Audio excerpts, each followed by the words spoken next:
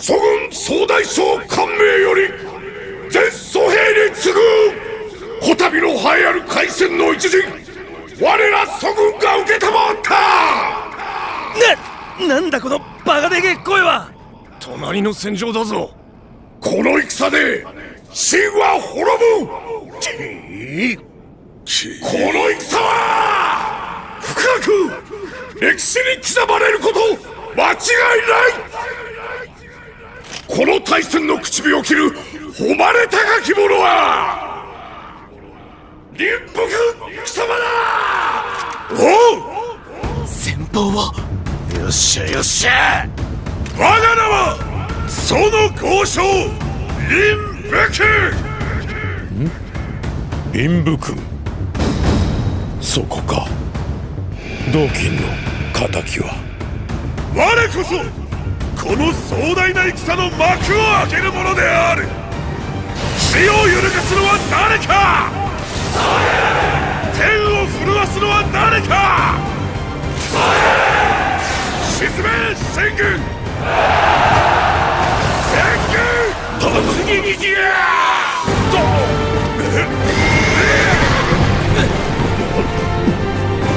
将軍に続け。さすが公将軍、そうこなくったよ。俺たちも続くぞ。突撃だ戦隊。この大戦の口火を切るのは俺たちだ。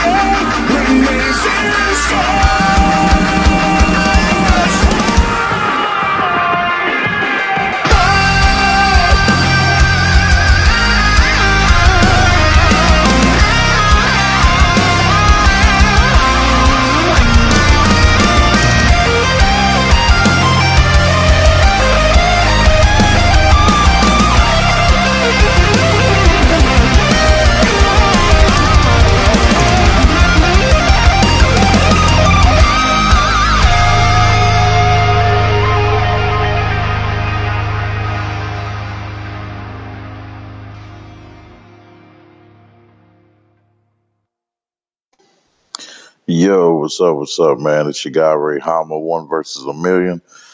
Let me know how my sound is. Check it. As I will check it later on to see how it sounds. But yeah, please hit the like, share, and subscribe. Yes, I gotta cover this before the next episode comes out. Best believe that one. Oh yes. This is right along the lines of man mode, Devin, and masculinity right here, son. Yes, sir. You know we have to cover it. You know it. But before we do, I would like to share a video before we do. Not that long, like 10-minute video relating to the franchise that we're about to cover. So please hit the like on your way in, share, and hype the video for if the hype option is there. I don't know how you get that, but anyway, if it's there, hit the hype. Hit the follow for over here on the Rumble side, just so you can also be notified when I go live for anime and movie nights. So, but man, let's dive into this shit, man. But dude, before we do, we're gonna check this out. A video that I just seen. It's relating to Invincible, the the live action movie of Invincible. I believe it's a. Last time I check, is either a movie or a TV show. But we will see here shortly. But thank you guys for coming through. And again, I'm not your stan, I'm not your fan, for I am brother, one versus a million. And yep, so without further ado, let's get to it.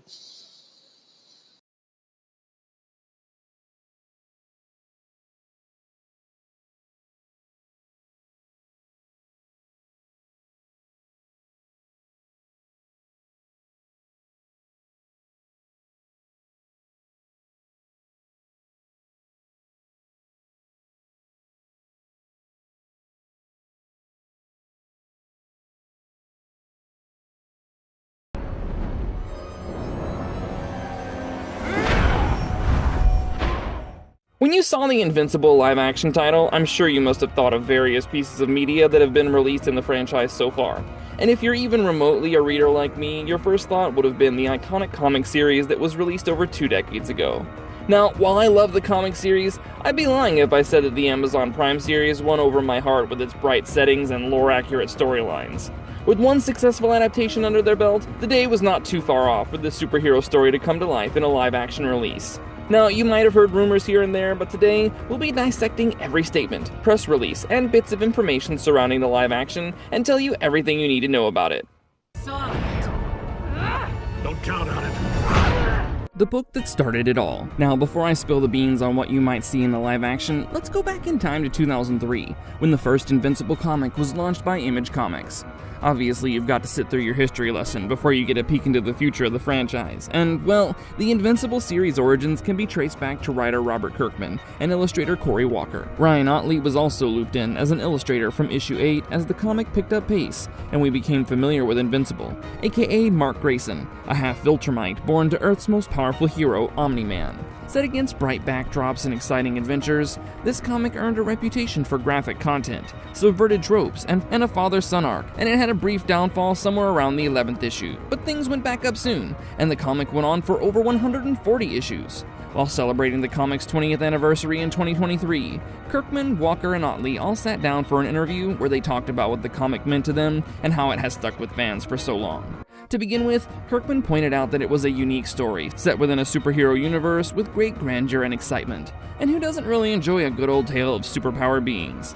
Ottley even highlighted how this comic was fresh, new, and unpredictable, in a way that most comics are not, and how fans were excited about the uncensored nature of the story. Walker added that Ottley and Kirkman had done a lot of heavy lifting by the time he was in the picture, and that the comic tried to challenge the status quo of standard comic tales at the time.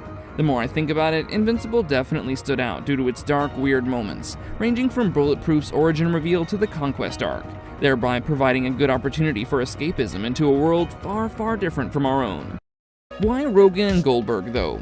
Here's the case for them. Well, now that we can all be on the same page about the comic's success, I'd say that it was definitely only a matter of time before the comic was adapted into a live action.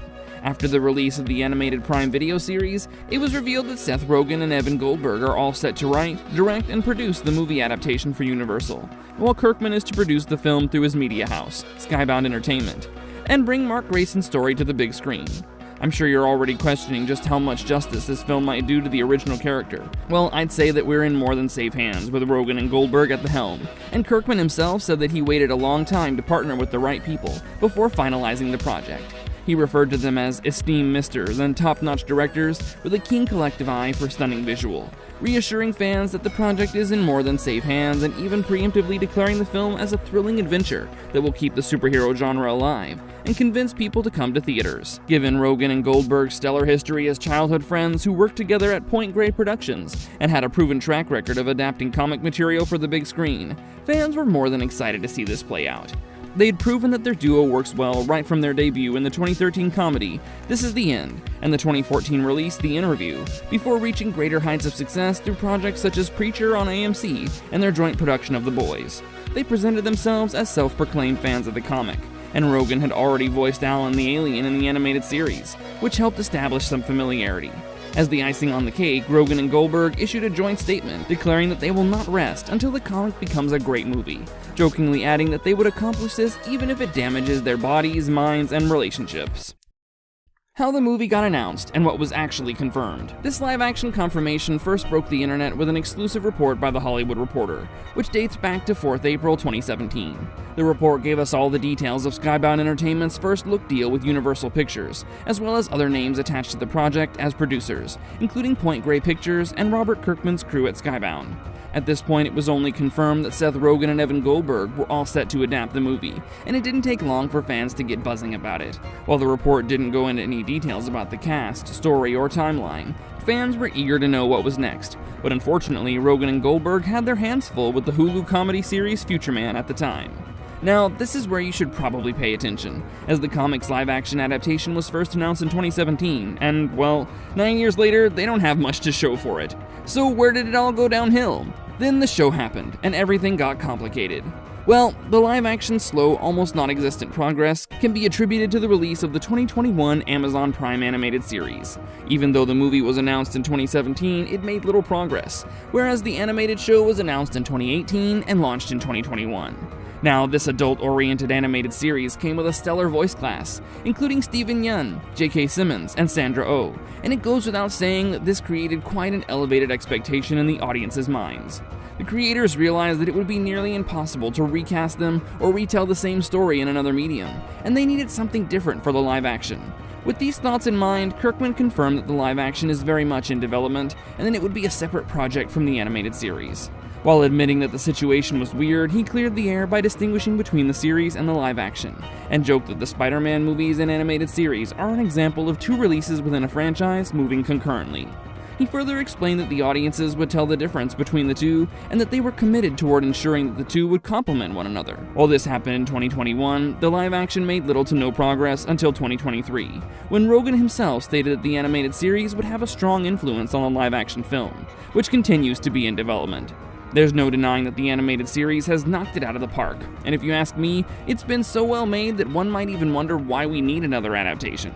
However, a live action would just complete the Invincible Holy Trinity, even if Kirkman seems to be all out of ideas on how to go about it just yet. Years of almost nothing. The long, quiet wait. Now, since the live action was first announced all the way back in 2017, I could probably count the number of updates we've received on my fingers. In fact, nothing was addressed publicly except for a couple of comments by Kirkman. And the 2023 San Diego Comic-Con was the next event where Kirkman stated that the WGA and SAG-AFTRA strikes had slowed production on the live action. However, his commitment to it remained high, even when fans were convinced that the film might be stuck in endless development hell and never see the light of day. He assured fans that the project was still in motion, while also acknowledging that the pace was so slow that the fans were sure to get impatient about it. He further explained that the project was at a point where he couldn't say much about it, and while his comments made me wonder if he might also be questioning the live action, his optimism surely continued to give us hope about the development news dropping anytime soon. A recent interview with Comic Book further had Kirkman explaining that the animated series' success had made it tougher for them to work on the live action, which truly adds up. The live action was announced before the animated series came out, and no one could have anticipated just how big of a success the show would turn out to be. To add fuel to the fire, Kirkman even joked about how he wouldn't be shocked if the project doesn't happen one day. And well, given the status of most projects stuck in development for so long, I would be disheartened but not surprised if this turned out to be true. The real question nobody has answered yet: what's this movie even about? Now that we've accepted that it will be a long time before this film materializes, there's no harm in daydreaming a bit about what it might entail. With Kirkman giving us cryptic answers that have me doubting if the live action even has a plan, I had no option but to take this topic into my own hands. With the animated series focusing on Mark Grayson's origins, it would be redundant for the film to go down the same path. Kirkman has said that the movie has to provide a different experience, and the fan base would just not accept a recycled plot. In fact, fans have already come up with imaginative expectations from the live action, ranging from an original story in the same universe to a multiversal spin, a reimagined Mark Grayson, and even a post-animated series continuation. While we'll have to wait and see what materializes, Kirkman has assured us that the film will be its own thing, and stand on its own while still being true to the Invincible universe. The casting conversation the internet can't stop having. Now, every time there's talk of live-action adaptations, it isn't long before the fans start wondering about casting for the characters. While so far no cast members have been announced, Sandra Oh has already expressed her excitement about portraying Debbie Grayson in the live action. While she previously voiced the character in the animated series, she's game to portray her on screen as well, while other actors such as Steven Yeun and J.K. Simmons remain unlikely to reprise their animated roles. Kirkman has been rather evasive about casting, aside from a joke about Yeun playing Cecil Stedman, but if you ask me, it would be a rather iconic feat to bring the animated series voice cast to play the characters on the big screen. It would create a sense of familiarity for fans who have already seen the show, and these actors could even serve as the strings that tie the franchise together. I also feel that their insights into the character and past experiences playing them might only enhance the live action even more. And while this sounds tricky, it would be a real jaw-dropper if they do manage to recruit the voice cast for the live action. Honestly, nobody knows when this is coming. Coming back to the live-action film, there's no clarity on the timeline, production start dates, or even casting so far. Realistically, this means that the live action might only become a reality years down the line, especially if the animated show runs for many more seasons, all the way into the 2030s. Even when I look at it from Universal's position, they don't hold much history for cracking superhero films, and the creators truly have a lot to figure out and pull into place before we get any real development updates. Kirkman has finally talked about how they have to ensure the movie surpasses the show in terms of content and audience feedback, and how producing movies is tougher than shows, because it comes with the added pressure of getting audiences into theaters. In 2024, he even joked that the film might take so long to happen that Timothée Chalamet could be old enough to play Omni-Man. And while this is a rather lighthearted joke, it highlights his frustration with the slow progress. His bottom line comment has remained that whenever this happens, it's gonna be really cool, and I'm personally willing to bet this will be just the case even if the release is delayed. Now, with that, I believe we've seen everything from the live action's initial confirmation to years of silence to Kirkman's dedication toward ensuring that the live action does the comic series justice. On a more serious note, all the work they've been doing with the animated series surely makes up for the live action postponement. And while I'm quite eager to see how the film plays out, the Amazon Prime series provides a good substitute in the meantime.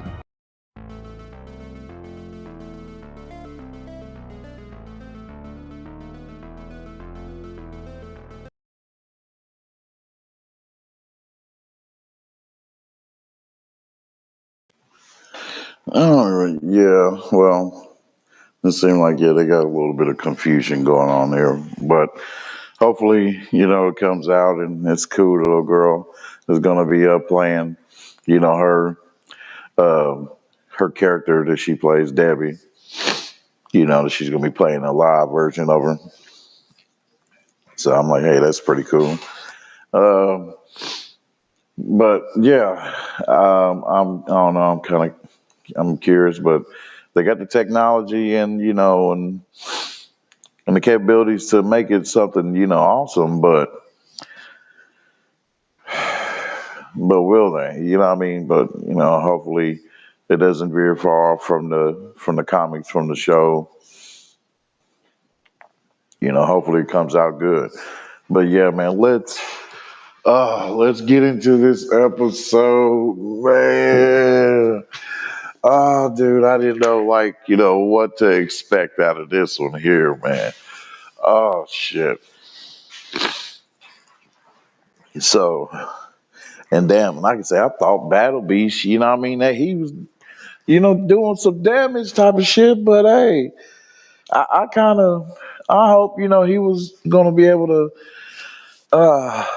man, I hope he was going to be able to, get like at least a couple of licks in, since it's, shown in the comics that hey, him and Thrag had a crazy ass battle that lasted for, I don't know, I forgot how long. But, yeah, but that battle, that was kind of crazy. So,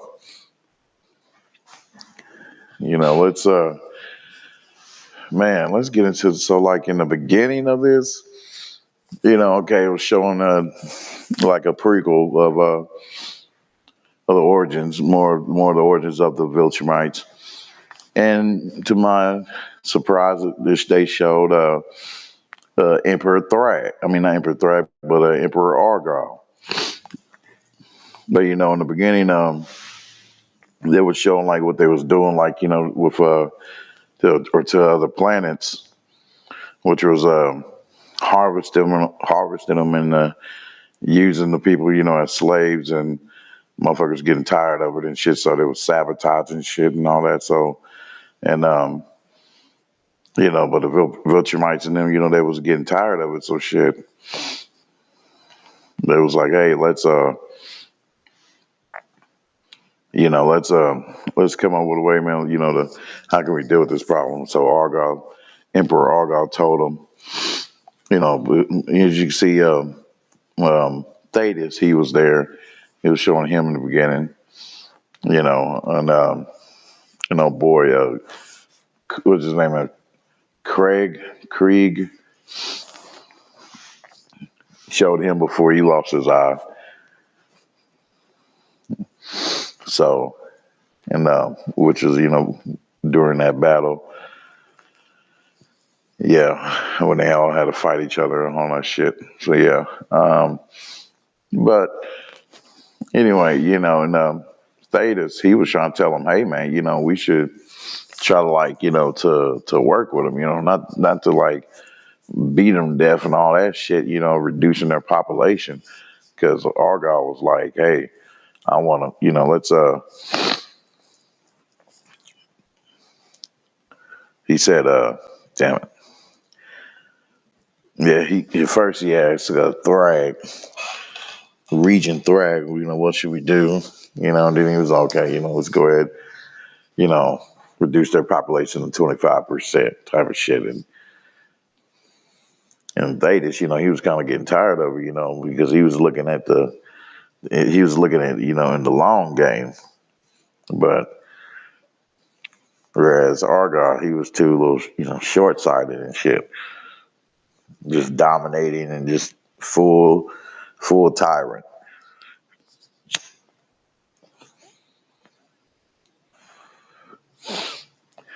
Dominating and slaving. And then Thrag, he carried it on after his death and shit. But it was cool for them to, show like, okay, how all that went down. And that Thetis, he was the one that actually took him out and showed, it was cool to show how he did it. Of him coming down like from up top in his own like office area in the Emperor's room.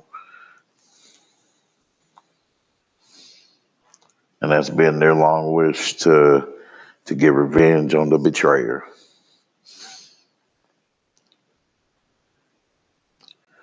So, yep. So, yeah, as you can see, it was cool, with them showing that and how that looked. And then bringing the Emperor's body, his casket to Thorak as he made his announcement and declaration and taking upon, the position of the Emperor, but as regent, taking a position of leading the Viltrum Empire until one of Emperor's Argyle sons or his heirs pop up. And that's what I'm curious to see is who is his heirs?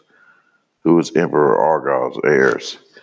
That's what I want. That's why I actually get real talk. Don't know yet, but yeah. So and he orders him to.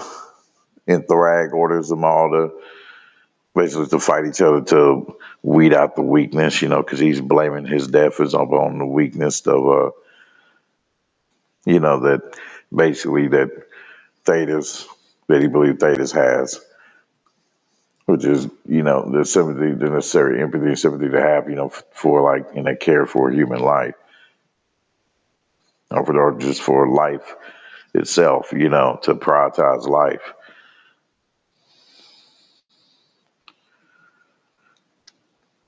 Because, and looking in the long game, he's like, hey, we could, you know, hey, work with them. You can use them to do this and that. And and it'll be better instead of just like annihilate them, being brutal to them and all that shit. Like we've been doing. But yeah, so he orders them all, to fight each other, to weed out their weakness and shit. But until the strongest group comes out, and then he orders a stop to it.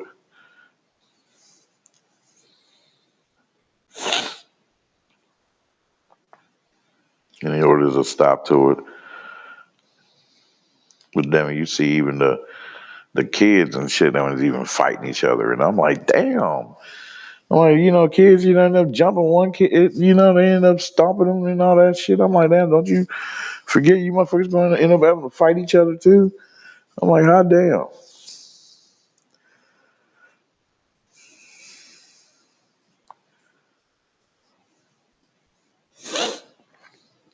And Thrag, he sits on the throne, the Emperor's throne. Like he sits on there knowing that, hey, the weight that beholds him, that if it fell upon him, unwillingly.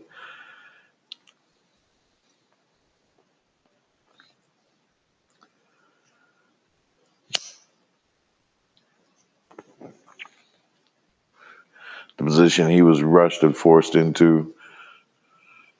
So when he sit down, he was sitting there with that weight that he knows is coming, with knowing it, of how it's going to be when he rules. It's going to be hell, but hey, but he, well, he has to do what he has to do.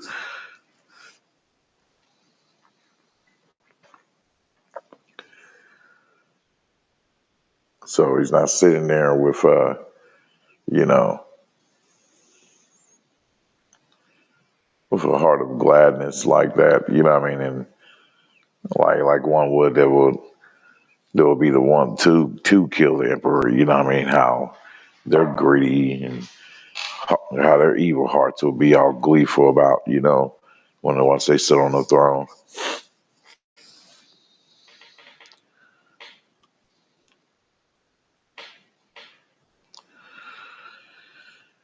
Yeah, as you see, yeah, what I mean, I'm like, man, they're about to get ready. They're getting ready to go, because it goes back to them showing how Thetis is getting ready, because he started the idea, he sparked the idea of going on after a Thorak, thinking that he's gonna be, weak and shit. And this episode showed all you motherfucking doubters, all you motherfuckers that was talking shit, that Thrag was not weak. He was not injured. He was not injured. No. No, you will see. Oh, man. He was like, hey, let's go, man. Yeah, we can get him, man. We can do it. All of us, You see fucking Battle Beast there, Space, Space Racer.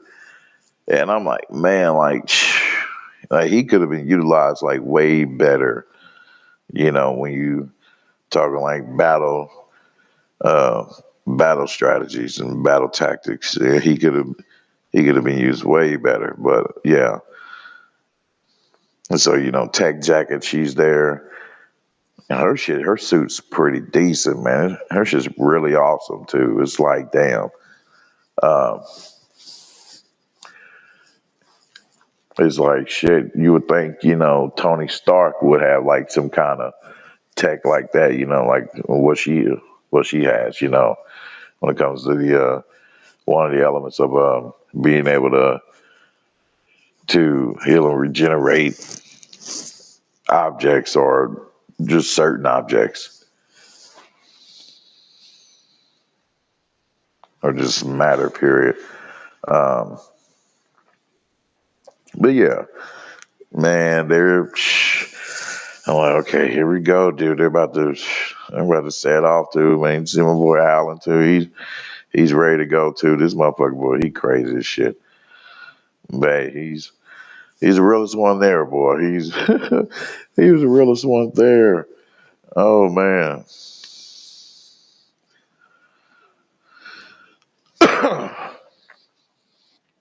And so, yep, and you see Invincible there, and it was cool to see how they wasn't all like acting all bitter towards each other, and it's, before they set off in this little battle. How they was showing it was all like, together, and you know, you you feel for that, in that moment. You're like, hey man, that's good shit. Just hugging each other, especially Oliver.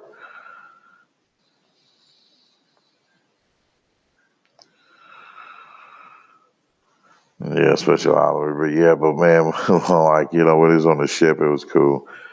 Because this motherfucker was eating some weird ass alien chips, man. I'm like, what the hell, son? I'm like, that's all y'all got. I'm like, some bitch, if y'all would have known that, like, hell no, I've been packing like,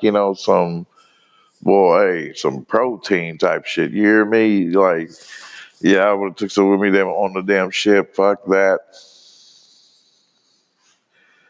I like something shit. I know they on Thetis, so I'm like, damn. Yeah, not Thetis, but terrestrial. Like, it's war about to happen, nigga. Shit, I'm about to have us to where, nigga, we're gonna have a good meal, at least that before we die, or before we go in this battle, damn hell. And if we make it, shit, if we make it out, if we have some food to for our healing, shit. If we do make it out, but this motherfucker sitting there, eating some damn alien chips and shit. That some little baby aliens, that moves, and the motherfucker's like, release me, release me. But he eats that motherfucker like there's no problem. He's like, hey, this is one of my favorite foods, damn it. Shit.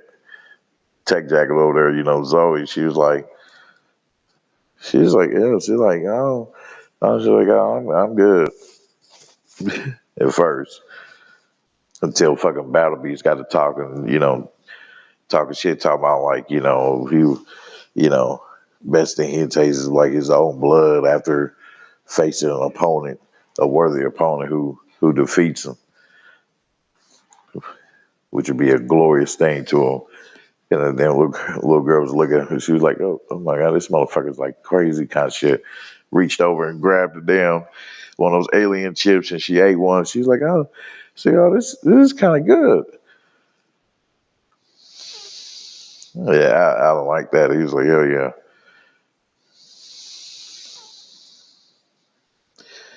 And man, yes, sir. Oh my God. Like,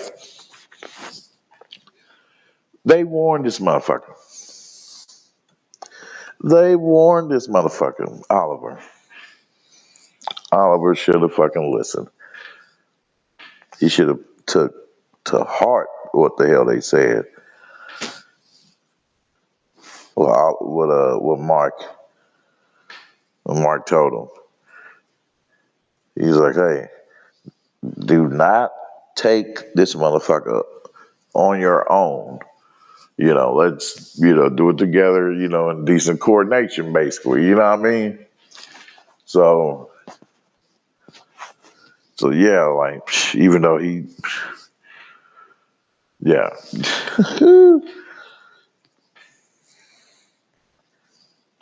It's like an ant to an elephant. A whole ant to an elephant, man. I'm like, damn. And then, going out there, as they make their way there, man, they seeing basically the whole the ray belt, that's around the solar ray. I think it's like a solar ray belt that surrounds the planet. That's what you call it, yeah. But it's actually the bodies, the billions of bodies of the Viltrumites that died thousands of years before, predating Mark.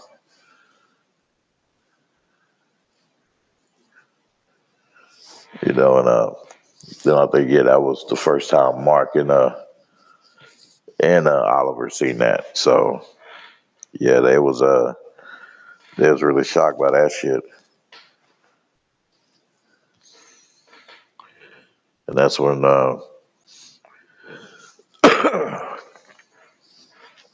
when Omni Man told him, and gave him a little quick little snippet of the history of what happened. But without telling him, hey, that Thetis was the one who initiated that, that virus. He's the one who started it, basically, and responsible for all the billions of Viltrumites that died. All the men, women, and children.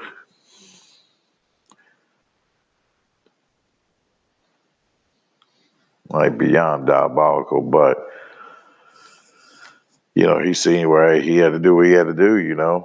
So, because these motherfuckers, what I mean? It's like, y'all live, billions others would die or be enslaved and shit and treated like shit.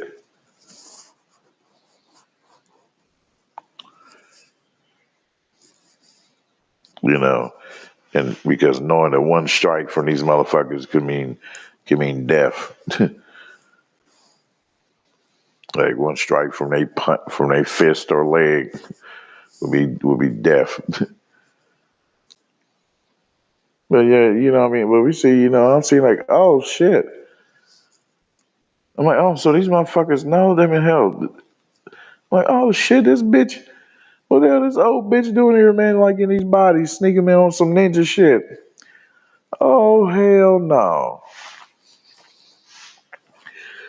That bitch with that long ponytail with that knife at the end of it. I'm like, oh hell no. Oh grandma Viltrumite. So they're sneaking. I'm like, okay, so how many of them are onto this shit? Okay, so did they set this plan up, or did Thrax made them set this plan up, or what? Like, is it just them out there? No, no. They waited till their asses got a little further. Their asses wait till they got a little further, y'all. Passing on them all those bodies. When they got there, they got close. They seen who the fuck was there. They seen who the fuck was there, boy. And that was, and Thetis, he's like, oh shit, this shit changed nothing. I'm like, shit. Little does this motherfucker know, boy. I'm like, man, he made the wrong move. But he realized that later on. That this motherfucker pops up. They're like, oh shit. I'm like, oh damn. So the motherfucker was expecting their asses to come, nigga, thinking they was gonna ambush their ass, come with a surprise attack.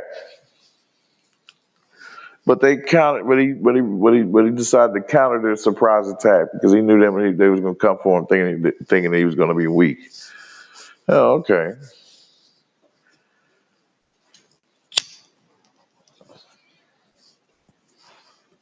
So he figured that they just was gonna do that. So, all right. I'm like, oh shit, okay, so it's gonna go down. It's gonna go down, son. And so, and yeah, and this bitch pops up, kicks it off. This bitch, that old bitch with the ponytail, she ends up slicing Thaddeus in the back. I'm like, oh, like she slices motherfucker open, boy. But that didn't take him out. So he's still there. I'm like, hey, but at least this old man ain't, being an old man to just sit back, in his office and, and giving out the orders. He's out there like in the battlefield with them. Though, kind of stupidly in his, highly premature, decision that he made. What I mean? When he should have, thought it through more clearly and regroup them damn selves from being attacked.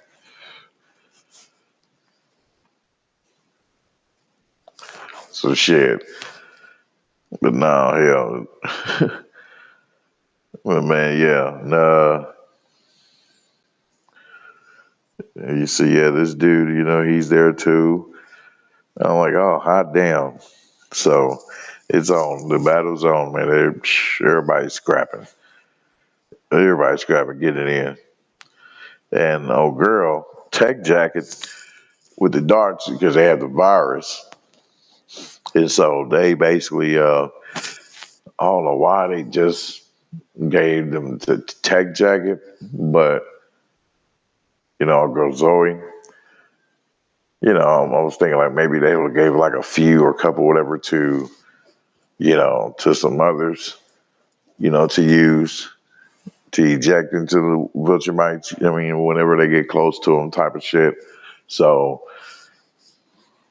that's what I was thinking first, but nah. But it would have seemed, throughout this episode that they gave her, full control and possession of over the virus, which they told her, hey, it took a long ass time, and it was extremely hard to extract, and to refine the virus to where it is now. So, and they didn't know it was work. So their first shot was this motherfucker, and they shot the son bitch. And Alan went over there, damn it, and gave that motherfucker boy a powerful Shoryuken fatality.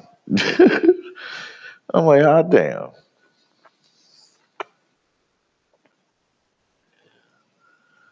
You see, Battle Beast. He's there, and he's getting his licks in. Though that man, hell, he ain't just going through, just plowing through motherfuckers. He's getting his licks too and shit. He got sliced and by that bitch with the long hair, with the long ponytail, with the blade. She sliced his ass on the gut. This motherfucker beating his chest. I'm like, I want more. I'm like, oh, okay, yeah. I like that kind of bravery and courage right there. I was like, that's on some mad mode shit. I'm like, go, bro. I'm like, go, kid. Go. Beat their ass. Beat their ass, you old white lion. Shit, beat their ass.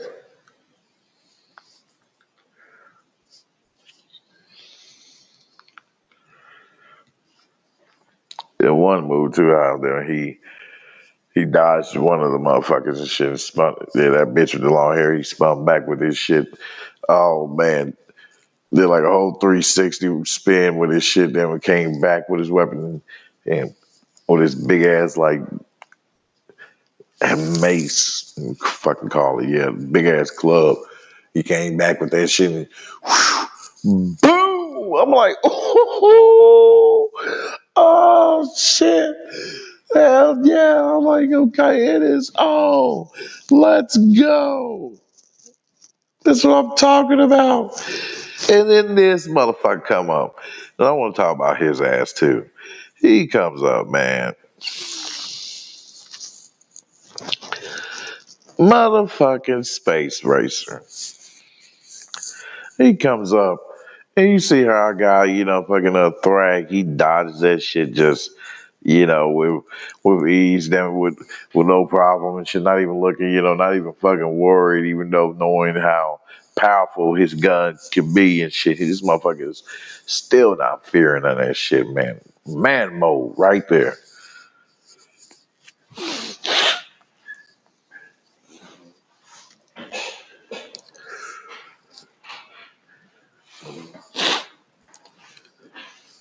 And seeing this motherfucker, he comes through.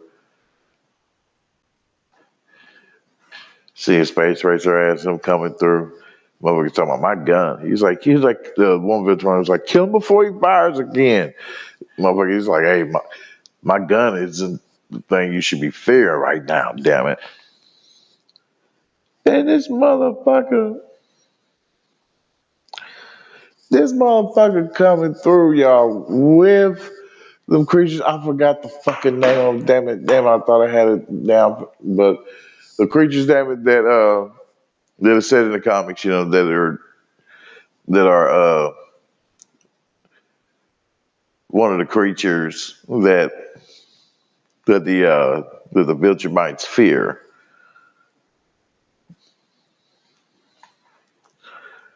And since the universe and all is so vast, you know, and they can go as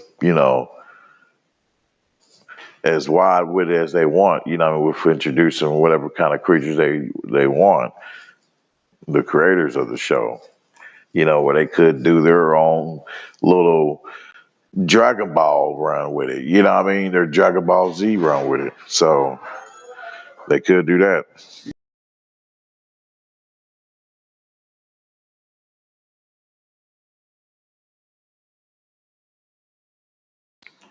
And I'm like, dude, he should have tossed those damn things on Thrag. Yeah. I would have launched those motherfuckers on him first. Whoever survived him, if he gets taken out, there go to the other Viltrumites.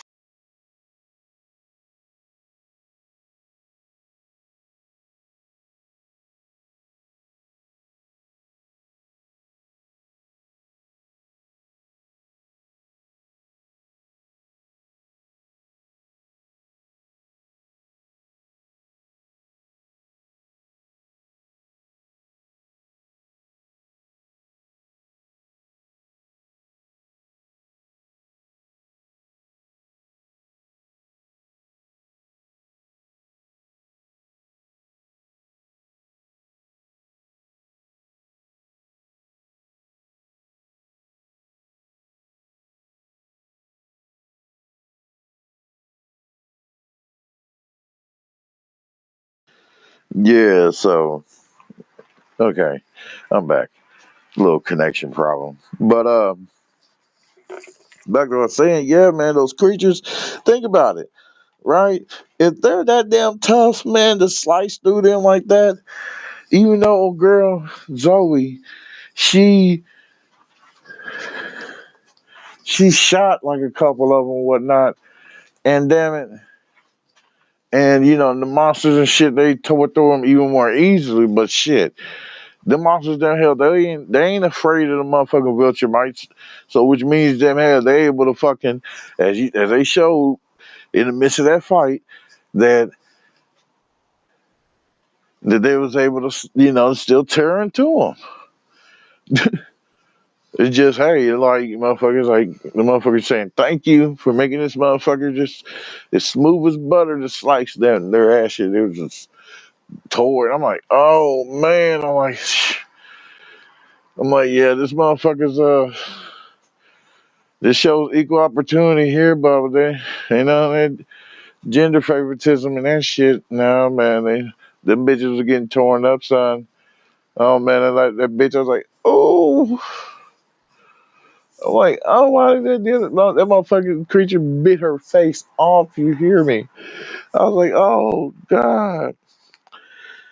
Shit, I'm like down space racer. I'm like, oh shit, that was a great plan, boy. Hey, if between him and Thaddeus, they planned on doing that shit, which is why I didn't see his ass there. Well, in the on the spaceship.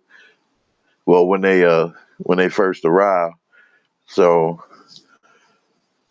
what I mean, like I didn't see him when they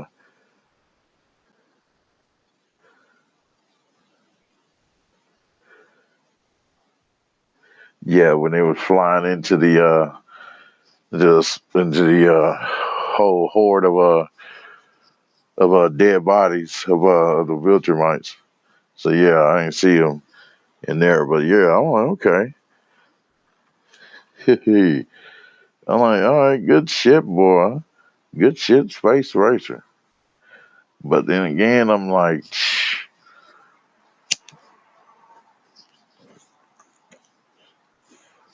what's the deal with your gun, son?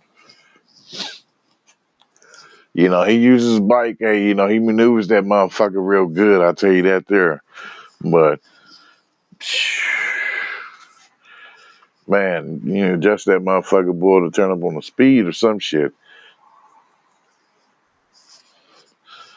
And his gun too, he's powerful enough already, so no upgrades for that son of a bitch.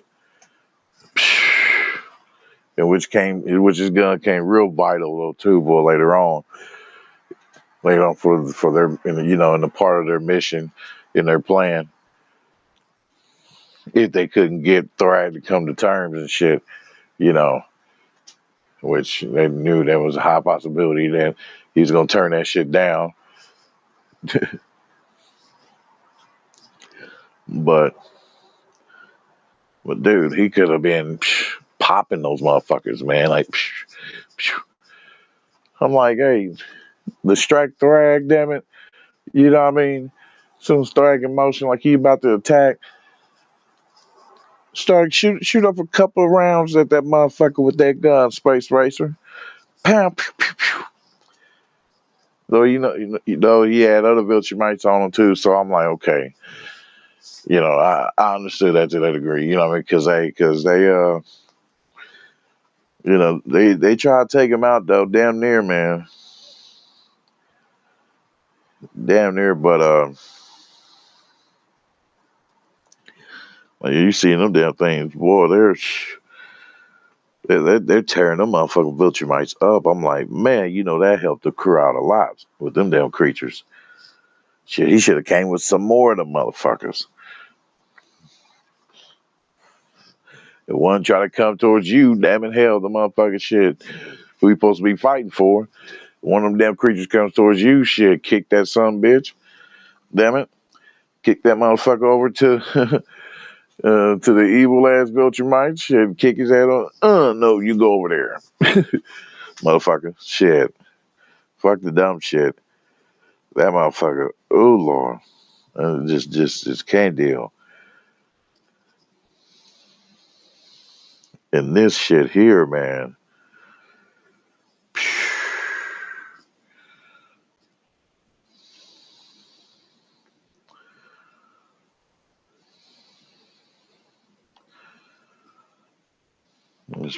Yeah, so when they met up, boy, when he's aiming to try to attack him too. Let's see, it start right here. Yeah, motherfucker. This failed attempt by this motherfucker. Oh, shit, only man tried to punch that motherfucker. That motherfucker dodged with ease, you hear me?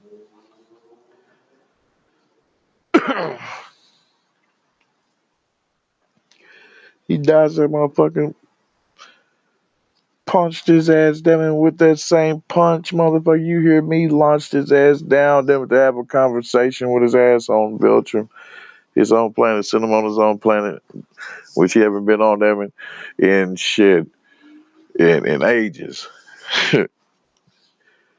So they sit his ass down. So the asses can have a combo. Before we get to that, yeah, back to Tech Jacket. You see, it was cool to see that right there, how she repaired our boy's helmet after he got attacked by a couple of Viltrumites, who figured they could aim for his helmet. You know what I mean? So they did, they took him out because he relied upon his helmet, to help him keep him to breathe, you know what I mean? Because, obviously, because they're in space and shit. So he damn near was out, but she came through and saved him. And so I thought that, that ability with her suit makes her stand out even more to me, man. Like that whole suit, the whole concept of that suit versus, Tony Stark's, his Iron Man suit. Because I'm like, damn, Tony. I'm like, how come your suit can't do some shit like that? I'm like, damn.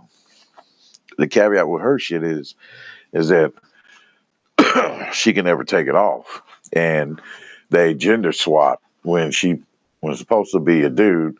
And I forgot the dude's fucking name, but I think his name supposed to be Zach, some shit. Yeah. So, but yeah. So she can't take it off, but but the only way she can get off is if she passes along over to somebody else. It's kind of crazy. But yeah, back to these motherfuckers, man. He said, "Yeah, man, we gotta have a talk, man." They talked shit, and he, hey, he told him, "Man, shit, I ain't gonna let you rebuild Viltrum, motherfucker."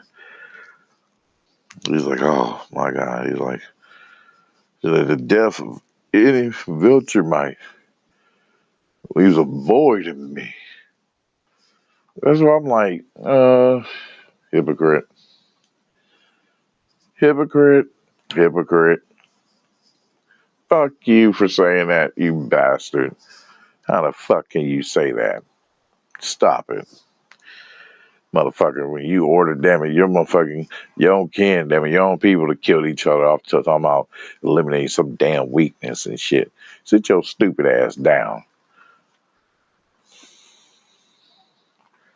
For help, because damn it, if they're too weak, as you want to say, quote unquote, then damn it, then they will end up being eliminated by whatever entity they come across when they go across them in the universe and, to try to conquer and dominate and spread, spread their seed type of shit. Yeah, so, they will be destroyed by whatever creature there is on that damn planet.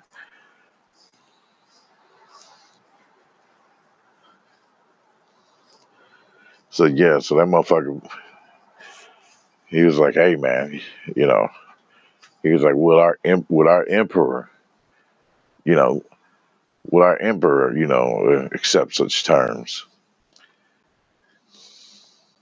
He's like, nope.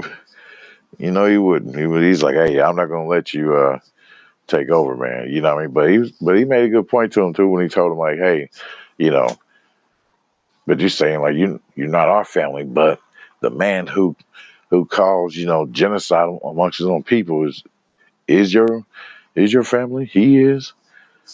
So okay, But he was like, hey, but can you really trust him? That he will rule. That he will rule justly. That he won't treat your sons like shit. Iron Man couldn't give him he couldn't respond to him, he's like, he's unsure. But, boy, when the final when the finals of the discussion came up, he was like, yeah, at least avoided me, so yeah, whatever. This motherfucker gives this son of a bitch a punch. Yeah, which I argue, damn it, a punch that I haven't seen on a Superman or a Superman-esque or like type of character.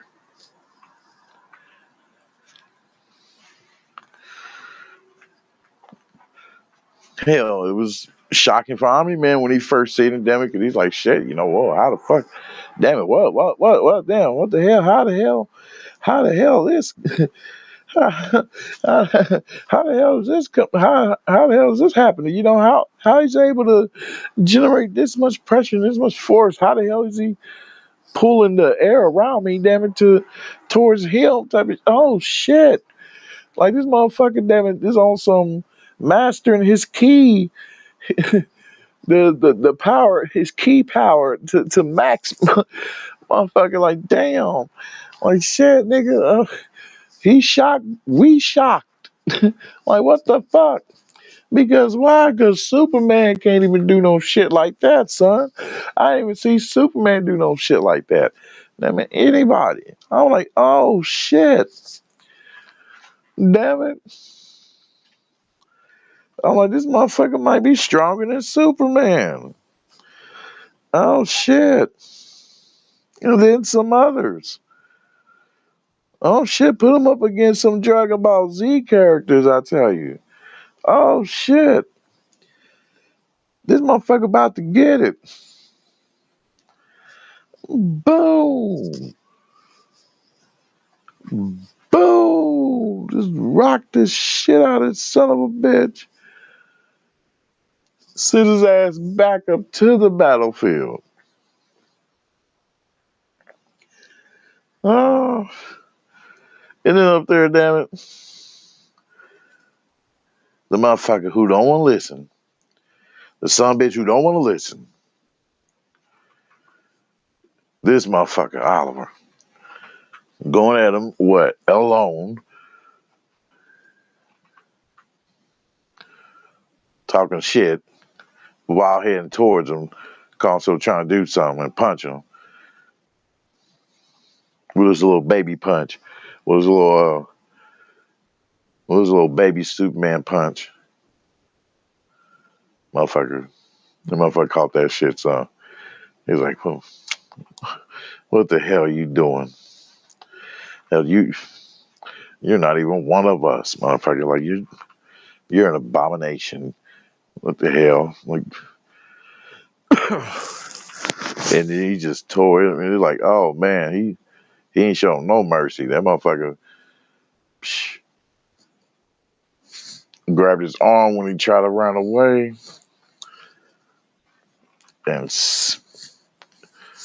and backhand the shit out of his ass down to where he knocks his jaw off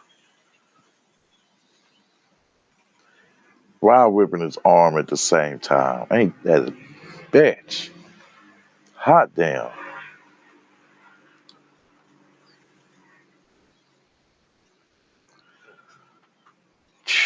I'm like, oh my God. This motherfucker is no joke. Oliver, he sees that shit and he says what the hell he says, damn it. It calls everybody to turn around when he's like, oh my God. He's like, I took our conquest. Damn it. I will kill you. I kill conquest. I will kill you too.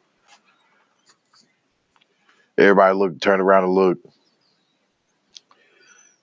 Like, oh shit, let's see. He talking big. He's like, this motherfucker might get squashed. Yeah, that's what conquest. He was excited. He was like, show me. He's like, come on, show me.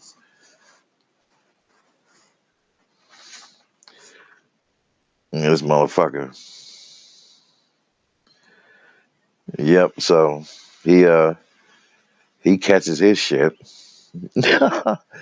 his punch, which who exhilarated more force, obviously, than Oliver's.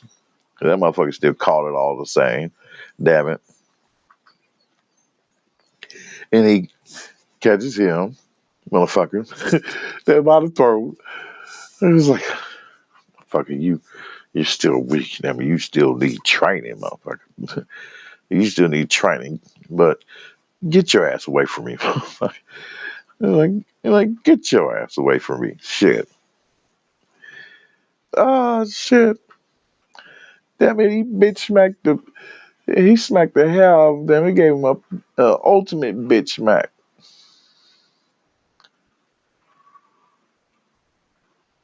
You know,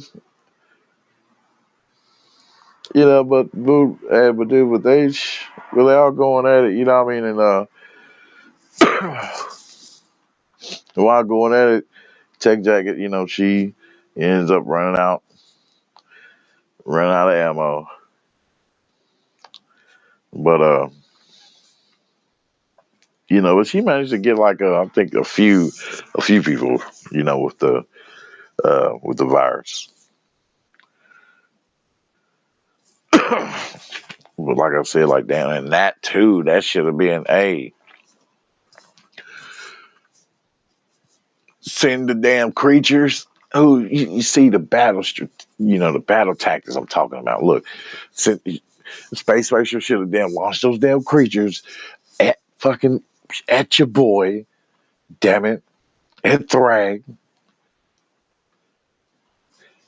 Tech Jacket, boom, using her tech. Hey, some of her little bombs and shit that she had on her, the up route, and then boom, and then initiate, damn it, the virus, start shooting that shit out at this motherfucker, man, while he's trying to dodge these damn creatures.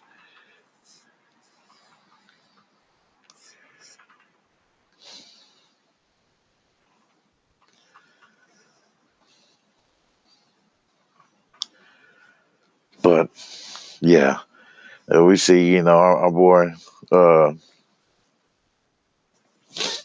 Man, he can't take it no more. So yeah, he quickly devised a plan, before the scene, a plan that they already set, him and Thetis, but they already planned a long time ago. They went on here and initiated that plan. So he got pissed off. So yeah. And boom, as they started to head out, they was like, hey, fuck Thrag for right now. Well, let's focus on this. And Mark was like, hey man, let's go with help some others. He's like, no, focus on this, man. Don't worry about that. Focus on this. Let's go. Let's go. And they did, dude. And he sent Space Racer. Omni Man sent Space Racer. He told him, hey, shoot his gun, and he did. And boom, what they did was follow the the the power of his blast. They followed his blast. They followed directly right behind it. So as he did, when he used that gun to shoot at the damn planet, boom, and so they followed that blast. They followed it, so they figured, okay, they can generate a lot of force together, and along with that blast from the ray gun,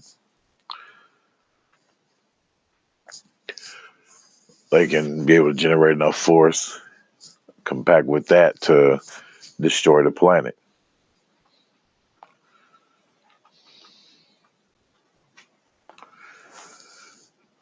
And boy, and that's what they fucking did. They did. He shot he shot his gun, boom, and then they followed that blast, and obviously he dodged out the way. But a lot of people, they caught the force, from the blast, man, of the destruction of that planet. So a lot of people got pushed back. But man, they was gone too. Boy, they was burning. I was like, oh man, look, there you go. Y'all not Superman. Y'all definitely not Superman. Cause boy, like Superman, it wouldn't be sizzling like, and then like, you seen this, and it look like they're burning and shit. Now, like they, Superman he wouldn't be, that wouldn't happen. That wouldn't happen. You wouldn't hear no sizzling like that. Now he would have came out that motherfucker like, like a shower, like nothing happened. My dude, and As they went further and further and further, boy, that motherfucker sure did, man. I was like, damn, there it go. And your boy Thrak, he was trying to do his best, man, to stop it too, boy. But the blast, from you know, the- from the impact, it just blew his ass back. And then it looks just like nothing. But I thought, okay, when it comes to science and all that shit, and according to Neil deGrasse Tyson and all them, that when a planet is destroyed, a black hole is formed. Hmm. So I'm like, damn, but yeah, but a lot of them, boy, they're pissed, boy, they're super pissed, including you know who, Thrag, because Thaddeus was talking shit, talking about, oh man, like he was like, hey, you guys can surrender now, like he's telling them, hey, you guys, you surrender, man, your planet's destroyed, so you might as well surrender, they're all pissed and. With Thrag, he pops out. I was like, hell no. He's like, I'd rather die. I'd rather choose death. And boy, and the way he launched at your boy, you hear me? The way he launched at your boy. Yes, sir. Is at that Mach speed. I'm like, oh man, he's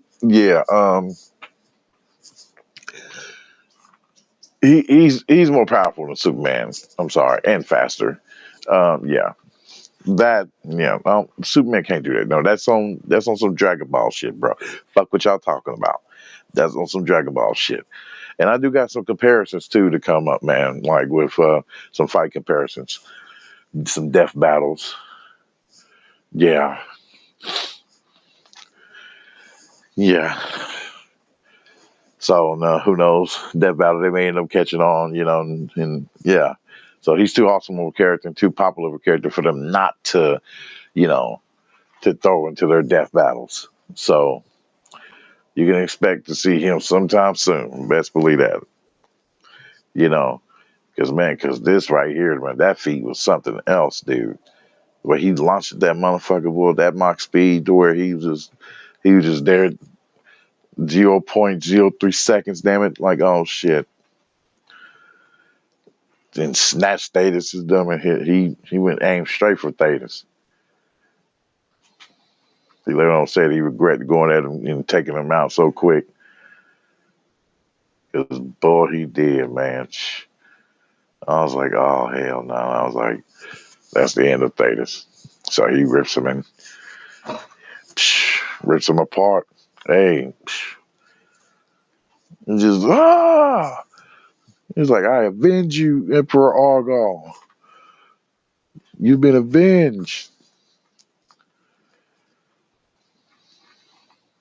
But he said he regret that because he wished he would have took his time, damn it, to beat him down, to give him a slow and painful death. So that type of shit, which is what he told which is what he told Nolan as he starts beating his ass. I'm like, oh man, like you motherfuckers, man, with all these damn Superman like powers and shit. It's just all this who's to see who's the better brawler and shit. It's like on some who's the best brawler, who got some more power in being in brawling. So I'm like, man, it'll be cool to see y'all like fighting on some. Then it'll be really like on some Dragon Ball Z shit. Damn hell, when, they was fighting with that kind of power and some martial arts kind of shit. You know, there's like no key blasts that's coming out, like no laser eyes and none of that shit. And the freeze ability, which is what Superman has.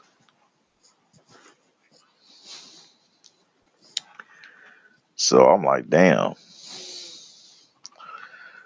this is letting me know. I'm like, shit. I'm like, did Nolan and Mark, like, are they at their ceiling, or are they not, like, realizing their full potential, like, or have they not yet realized their full potential? Like, damn, like, just motherfuckers, can they train more to get as powerful as Thrag, or what the fuck?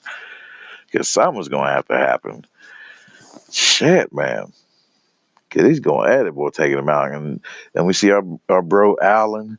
Our bro Allen, he's going ham. You know what I mean? He's giving the motherfucker the business too. Shit.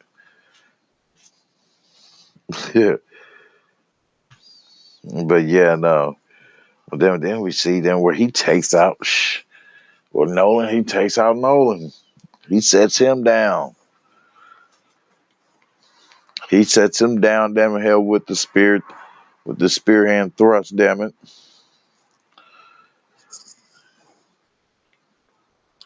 I'm like, oh shit. They're like, man, you motherfuckers could defend yourself better, damn it. No grabs, no arm lock, no Kimuras, none of that. Just, I mean, I know one punch from this motherfucker generates, a hell of a force to where it just set your ass down on the planet and took your ass off the planet right back into space where the fight is going on. So yeah, I know that's hell, hard to combat against with martial arts type of shit. But damn it, but I would believe that, yeah, martial arts versus slugging and brawling would come out the winner. You know what I mean? But damn,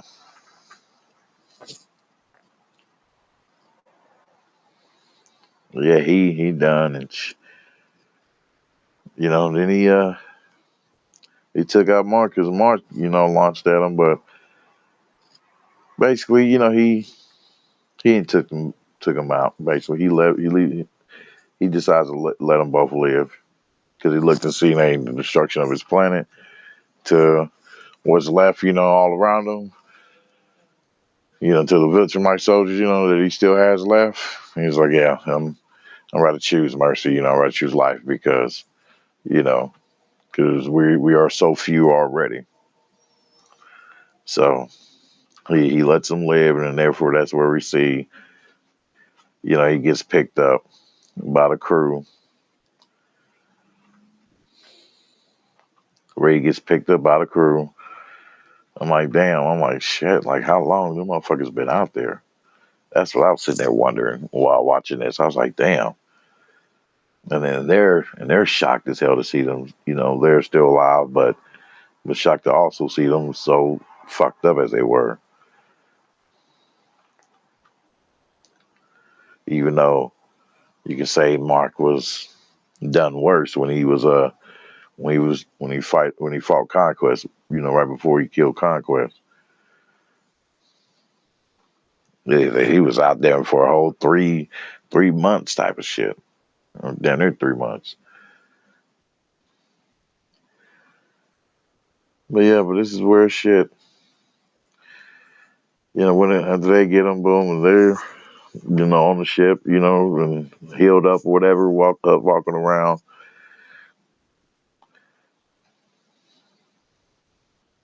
That's where Mark he ends up seeing, um, he ends up seeing Nolan looking at this crowd chamber that has Oliver in it, and Oliver he needs a heal because boy, yeah, definitely after that was brutal. Like, yeah, boy, you should know that was like the worst he has ever received in any battle. So hopefully, our boy Oliver comes out, a little strong from that. You know what I mean? But more wiser too, and will fucking listen and take that as a great lesson. Damn to why he should fucking listen to those who are wiser. Crazy ass boy.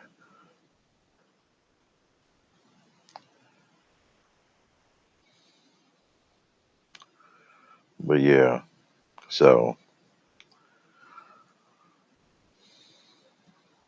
and then and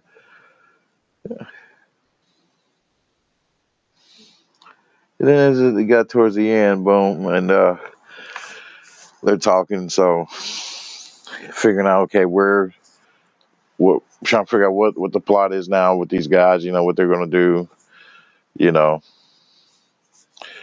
what was the likelihood of their next objective, the Viltrumite's objective, or Thrax's objective, and he quickly figures out he was like, oh shit, they're gonna head to Earth. And I'm like, oh man, yeah, you're right, motherfucker, because that motherfucker basically said, you crazy son of a bitch. Oh, you gonna destroy our planet, motherfuckers? Well, we gonna take yours. We might as well rush. We might as well rush this shit right now to take y'all planet, some bitches. Oh, so yeah, I'm like, oh shit, that was wild, man. That was wild. Oh man, that episode was wild. That was great. And oh shit. I mean, dude, well, that episode was great. And those are my few complaints too. I'm like, damn, this if Oliver could have fucking listened, well, that boy needed to be slapped too. Like, no need to punish the boy further. He been punished enough. Damn it for his ass not listening to his elders like a dumbass. So yeah, but I got a video I want to play for you guys though too, man. But yeah, man, can't wait to see the next episode, which should be I think tomorrow, if I'm not mistaken. Yeah, so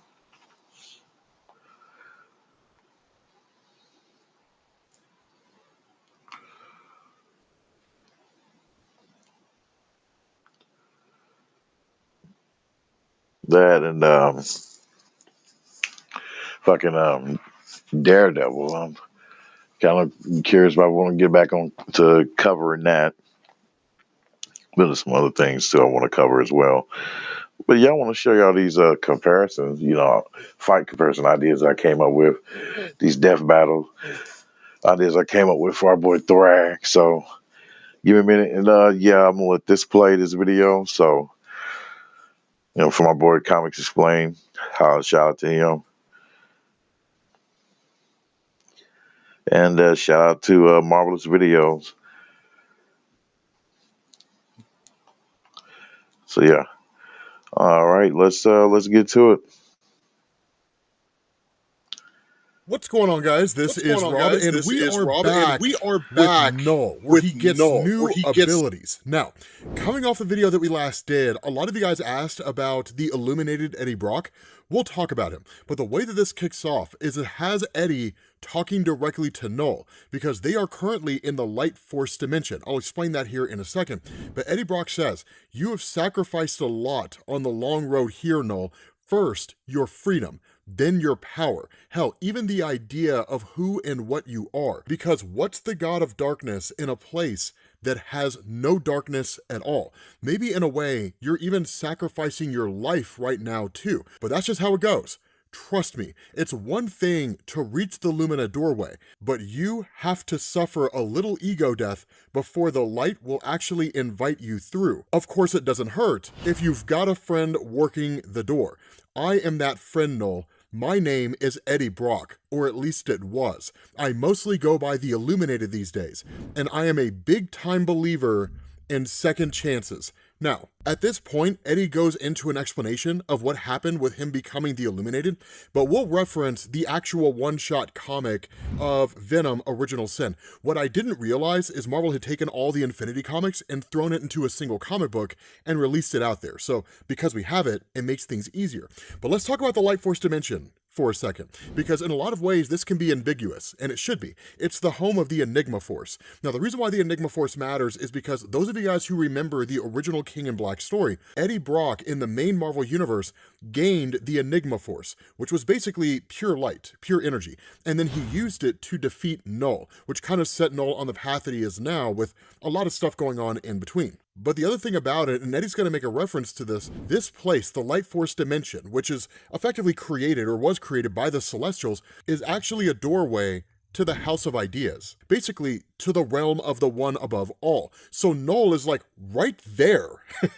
Null's like right there at the entry point to the one above all, which is kind of bonkers when you think about it. But kind of going into Eddie's explanation of how it was that he became the Illuminated, we're going to switch over to the original Sin comic. And the way that this kicked off is it initially started with Eddie Brock making a deal with Jack-o'-lantern. Now, here's the thing about this. This guy is your kind of fill-in-the-blank mercenary, right? Like, people pay him to do stuff, he does it, he gets paid. If you don't pay him, he'll kill you, and then that'll be it. You will be one of many instances where people learn not to rip Jack-o'-lantern off. Now, the way this worked, and keep in mind, this is an alternate reality version of Eddie Brock, he had struck a deal with Jack-o'-lantern. The idea being that essentially Jack-o'-lantern would tell him when he was going to engage in any kind of a scheme or something like that, and Eddie would get there early enough in order to get the scoop. And in fact, Eddie tells him, right, if you do this for me, I will give you a cut of the money that I make, right? That's all you have to do. Just let me know when you're going to do some scheme and you'll get a cut of it. And so what ends up happening is that a few weeks after that,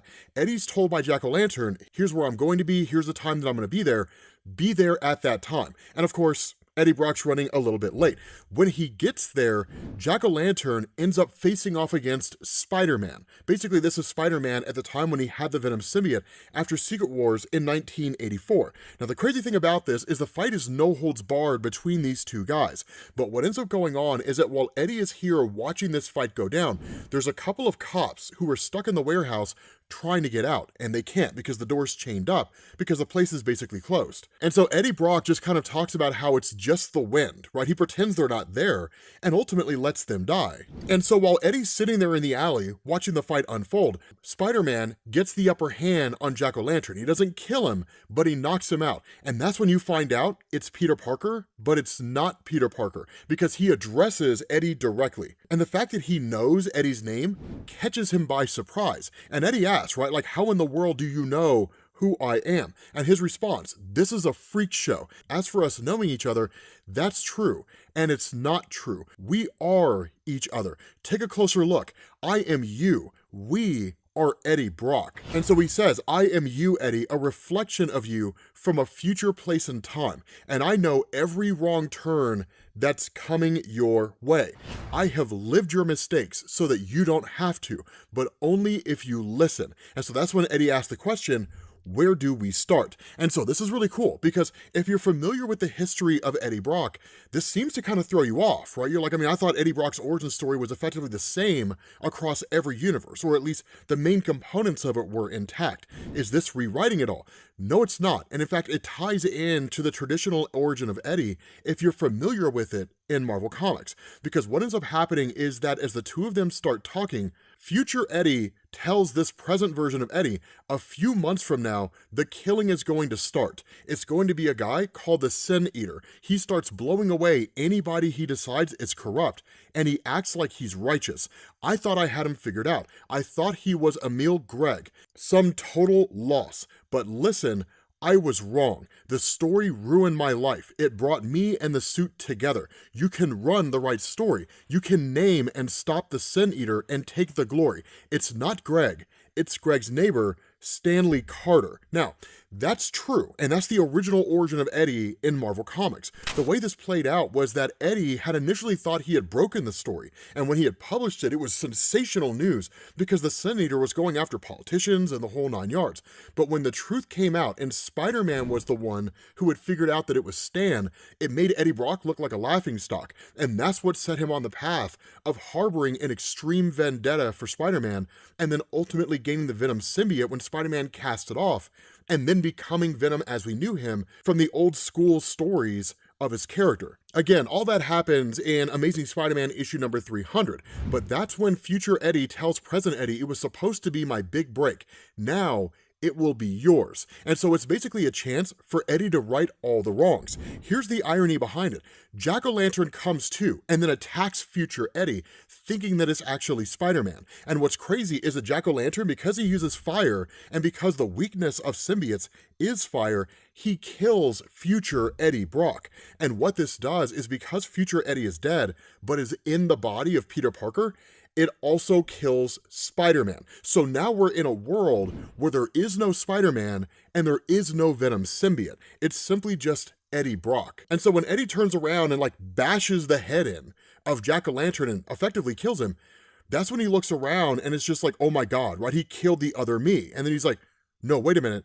He killed Spider-Man. And that's one hell of a story. And that is when his entire life changes. Because just like the main Marvel Universe, in the early days of Eddie Brock's life, he works at the Daily Globe and he publishes the story. Now, as you can imagine, the death of Spider-Man is a huge story. It was huge when he died in the Ultimate Universe in the 2000s. So it stands to reason that within any one particular universe, the death of Spider-Man is going to be a major scoop for whoever covers it. And that's exactly what happens with Eddie Brock. His life explodes, right? It blows up. It becomes everything he was hoping it was. And that's exactly what we're told. Eddie got to climbing. His future self might have died in Spider-Man's body, but his wisdom lives on. Eddie blew the Sin Eater story wide open. Stan Carter went to jail and Eddie got a corner office. He was the writer at the Daily Globe, and the Globe was the paper in the city. Circulation on the Daily Bugle died. Spider-Man was their kitchen table issue, and without him, they couldn't really sell anything. But what it also talks about is, because there is no Spider-Man, there was no one to stop the villains. Now, we also kind of have to assume there are no Avengers in this particular reality. Otherwise, they certainly would have showed up here, and they would have dealt with any number of these threats, given the severity of it all. Because what we're told is that Eddie Brock might have been flying high, but with no Spider-Man, the Rhino had no problem lifting a diplomat from a moving train. Of course, if the Avengers were here, this is certainly something they would have got involved in, right? The Scorpion tore his way out of a prison transport and the whole city paid. Of course, Eddie got the byline. Some of the other local talent tried to fill Spider-Man's shoes. People didn't really get how much Spider-Man had done until he was gone. Dr. Octopus funded years of research with a single summer heist series, but it wasn't the thieves who really won out or the small-time crooks. It was the sickos, unhinged freaks like the Green Goblin. Spider-Man was his to kill, or so he thought. Without that, he went even madder and took it out on his competitors. That was a huge story, and it got Eddie Brock the Pulitzer Prize. But then we transition over to the Light Force dimension, where it says, and then, there in that bed, Eddie believed every word. Because in that moment, with Anne Wang staying in his life, because he hasn't gone crazy after losing everything, lost his reputation over what was effectively a made-up story, and, she ran off. Because she's still there, the two of them are very much in love. And when he says things like, things on the streets are getting wilder every day, she says, so are we. So very much like, ignore the world out there. It's only the two of us. Let's focus on us. He says, you're right. And you always are. Without the crazy, I would be out of business. And business is good. You and me, we're living the dream. When this voice says, Eddie believed every word, it says, but a different Eddie knew better. There are a lot of us out there after all. Plenty of Eddies, but not many get to see this place. Most Eddies end up at the Garden of Time, but this is somewhere brighter. The Lumina, the Light Force dimension, the home of the light. Or almost, at least. There is only one Eddie here, and he is not the world's happiest. Meet the Illuminated, the first Eddie Brock to stick with the light, to abdicate the kingdom in black, and basically to keep the Enigma Force. And so what's crazy is that Eddie, as the Illuminated in this place, is met by the eventuality. Now, for those of you guys who aren't familiar with it, we get the explanation here, so we don't have to run through the whole history. Because what ends up happening is Eddie starts talking with the eventuality, and he says, I took my shot. I went back and tried to fix things and ruined it. Now you're saying that all of this is still salvageable. How? And that's when we start to find out what's really going on here and what he's talking about when he says trying to go back. Because the eventuality tells him, because you're you, and I don't mean Eddie Brock, We get a lot of those, and somehow, some way, they all end up as me, the eventuality, every version of Eddie Brock from across the multiverse. You've got something different though. You are not just illuminated, you're enlightened. Every Eddie who becomes the King in Black, they all become me, the eventuality, or so I thought. I felt your absence first, like the dull pain of a shot to the junk. When you can look back at everything from the end of time, what's missing stands out. You were like the rest of us. The light resurrected you to face Null, and you killed him with the Enigma Force. But unlike us, you abdicated Null's throne. You chose not to become the King in Black, and you chose to channel the Enigma Force as a bright paladin. You battled the dark wherever and whenever it rose up. When Null's dying essence revitalized the Chaos King, you killed the Chaos King. Your light remade the symbiote hive into a place to heal and to think. When the symbiote revenge squad attacked you, you protected the hive. You hit the stars, riding the light and shining it on new parts of the galaxy, places no one had ever found before. And eventually, you reached the Lumina, the Garden of Time's counterpart. Here, you found your shot at redemption. And that's when you find out that at the very beginning of the story, when future Eddie had shown up to meet present day Eddie, it was this one. It was the Illuminated, right? That's what he says, redemption. If I go back and erase my original sin, the security guards, all those years ago, just two guys doing their jobs, and I let them die. And that's where the eventuality says, not if you pilot a symbiote in the past and save the guards. And that's when you find out that's what he was supposed to do. It's almost kind of like a time loop, right? That's what he was supposed to do. He was supposed to go back in time, and he was supposed to keep the guards alive. He wasn't supposed to let them die. It would mean that Eddie Brock in the present would not go on to become this landmark writer for the Daily Globe and busting all the stories and all that kind of stuff. It means Peter Parker would live, and Eddie's life would basically unfold the way that it always does in seemingly every single universe. But the hitch, right, the thing that changed it up is Eddie says, going back and waking up as Peter Parker was hard enough. When I got to the warehouse, when I saw that old Eddie and Jack-o'-lantern, I put myself first. I told the old version of me how to unscrew all the things he was going to screw up. I didn't save the guards. I saved myself, and I set Eddie up for success, and he did exactly that.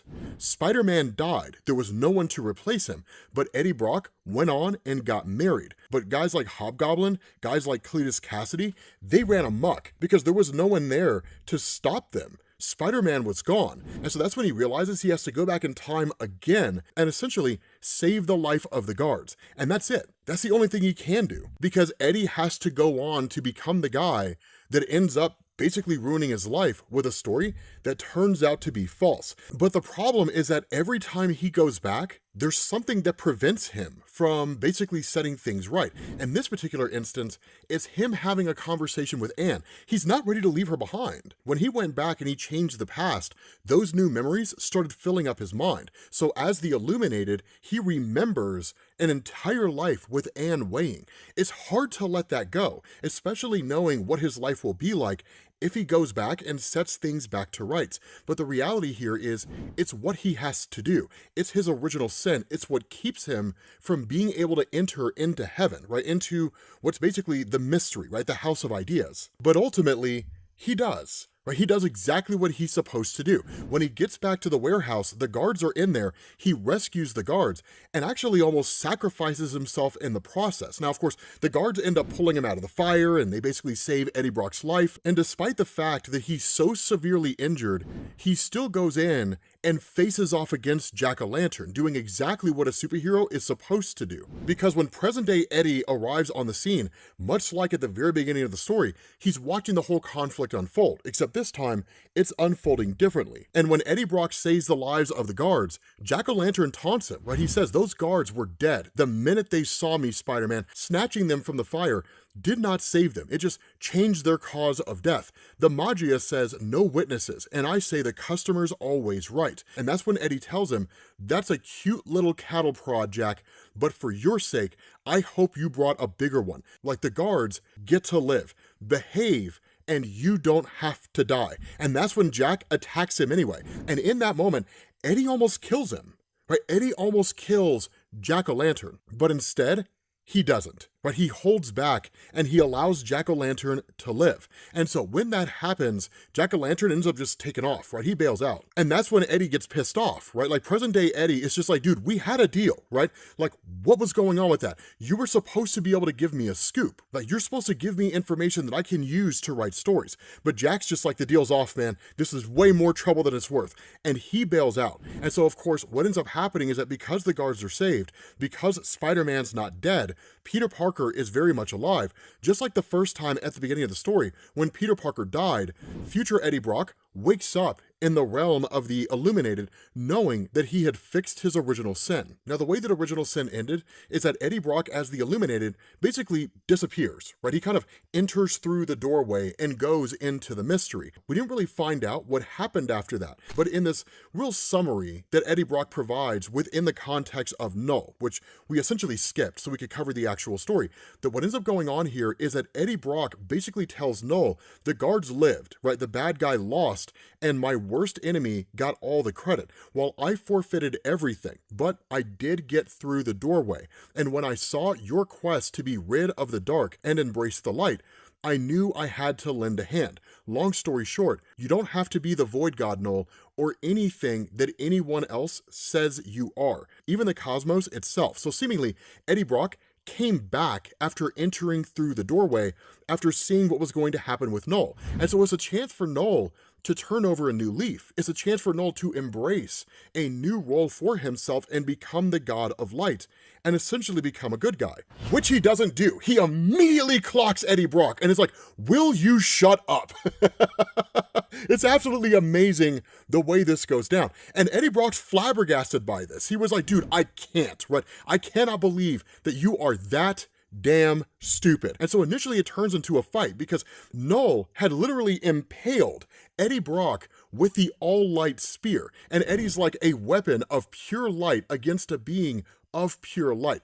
What the hell did you think was going to happen? I really put myself out there for you, right? I thought that this was a redemption thing, your redemption thing. I was going to take you through the doorway straight into the mystery, but no, you just had to go and screw that right up. So now I'm going to screw you up. And he goes on the attack against Null and cold cocks this guy. And he says, the stinking gall of you, bringing darkness where it does not belong. And Null just looks at him and says, you really think that there's no darkness here? Well, I say there is, you pathetic human, inside of you. And just like he did with Thanos, he pulls out the darker side of him and uses it as a weapon against him. But the funny thing is that before that can happen, Eddie Brock throws Null off and he just says, off or out. And the response of Eddie is screw you. And so Null just looks at him and says, look at yourself.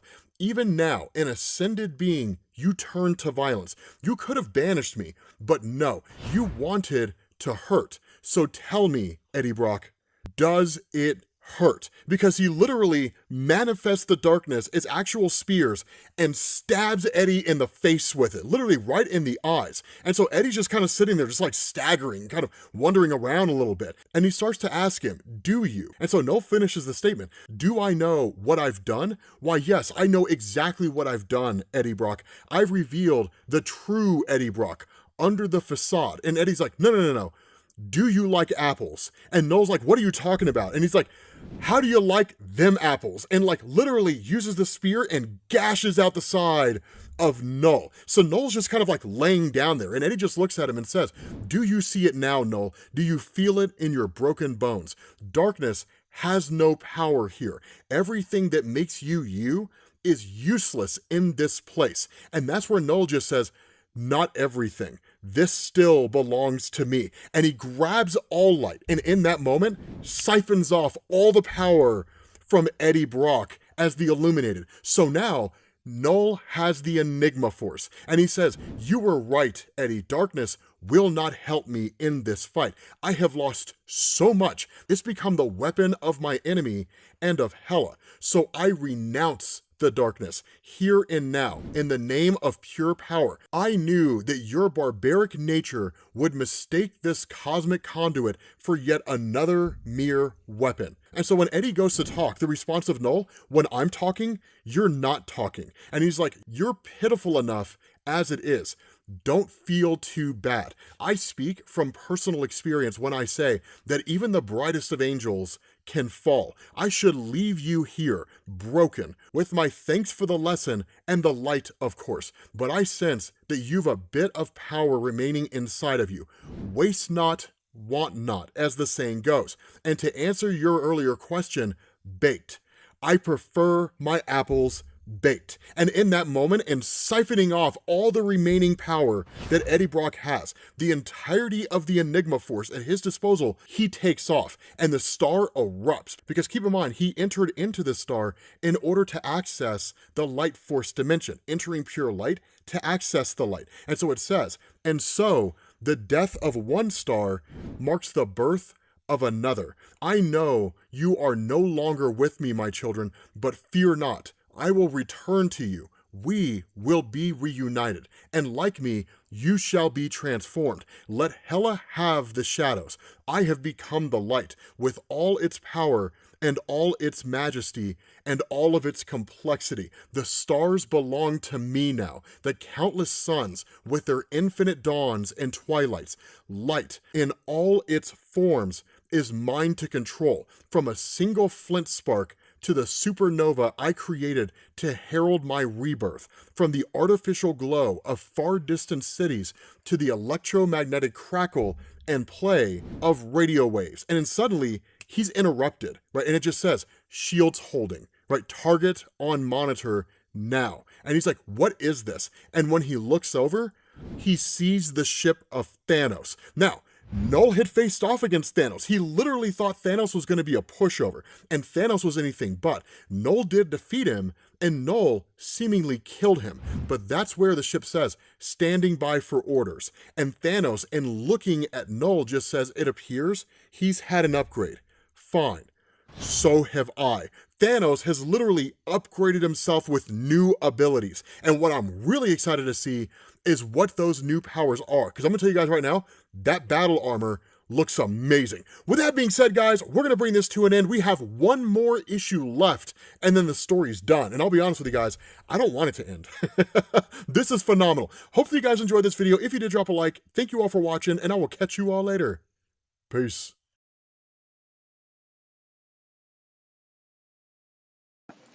Wow. Dude, yeah, that shit was just awesome, man. Like, yeah, I don't want it to end so much so, too. I don't know about you guys, but I'll say shit that has uh some replay value, I'll say. Because yeah, because I want to go back, man, and look at that again. Because shit, especially with Noel too, now want to use the power of light, but still keeping the same mentality, of taking all the motherfuckers out. So, because he's gonna go back to the same mission, or probably wanting to return it back to, or would he want to return it all back to darkness by using the power of light to do so, which would then the power of light would usher out the darkness. So it's just crazy, but. Yeah, I got the fight comparisons ready for you guys, man. Oh, dude, with our boy Thrag. So I want you to check out. But shout out to our boy Rob, man, from Comics Explained. So that was decent. So yeah, I can't wait for this next issue, and I wish it was a little bit longer. But hey, but check this out. So and we're gonna go with what we showed before in the in our intro, in our Invincible intro, which would be Thrag versus the Century. Thought I had it up here already. Yep, there we go. Thrag versus Century. Now,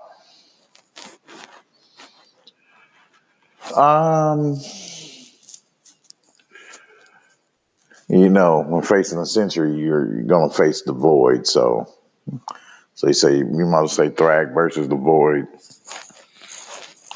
And put my money on the Void.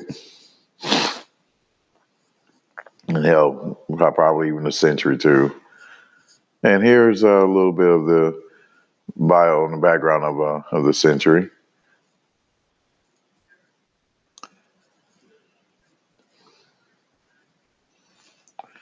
Take a minute for that too. You can pause also the screen to you pause the stream to check it out. But yeah, and our next fighting comparison that we have,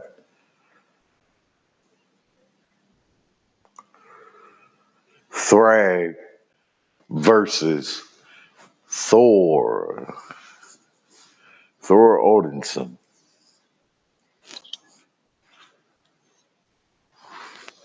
So what do y'all think? Let me know in the comment section what y'all think about these battle comparisons right here. Who do you think will win? I had to see my boy exude that much power, damn it. I'm like, shit, hell yeah. You know good and damn well Death Battle is gonna use them, so therefore I might as well beat them to it. I might as well beat Death Battle to it, damn it. so that's Thor. That's Thor right there.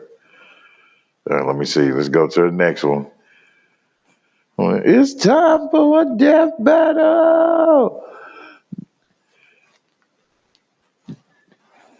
Thrag versus Kaido from One Piece. Ah, shit.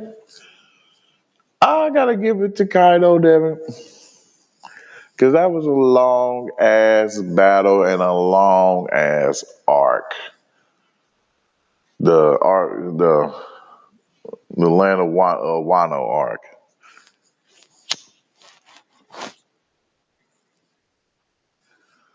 And to make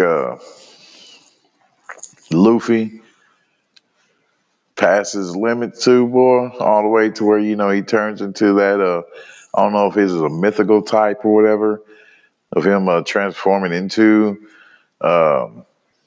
Nika.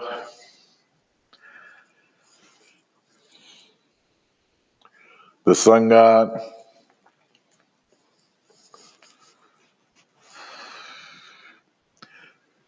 The beat, the drum beat, damn it, the beat, the infamous One Piece beat. That beat basically is all him, belongs to him. And then dun dun dun dun dun dun, yeah. So yes, sir. Death battle. Now the next one. Yeah, you definitely know how to do this one, damn it. You know how to do this one, damn it. I had to put him against the son of Krypton. I had to. I had to. And I'm thinking, damn it, he'll get him. I think he'll get him, damn it. If you disagree, shit, whatever the link is in there, or drop your damn comment in the comment section. I think Thrag will get him. I think Thrag will get him, damn it. The next one, yeah, we already got him. You know it, yes, you know. Oh yeah, I had to, son. Oh yeah, boy. Hanma. Oh shit. Oh, this will be a tough one, cause that's Son Goku. I got to rock with Goku. I gotta put my money on Goku. I gotta put my money on Goku. Next one. Yeah, I had to. Lobo. Thrag versus Lobo. Death battle. Yeah. I think the main man may get him on this one, man. I think he may get him, boy. I don't know. I mean, man, it's just I'm leaning more towards Lobo on that one. I'm leaning towards Lobo. Yeah. Oh shit. Oh, I definitely had to. Oh, I had to. It's time for a death battle. Yes, as a guitar boy, I had to against Jin Woo, Sung Jin Woo. Yeah, boy from Solo Leveling. Oh, how would he fare? Oh shit! Do you think he can handle him? Would Thrag be victorious? Leave your thoughts. Oh shit! Leave your thoughts, boy.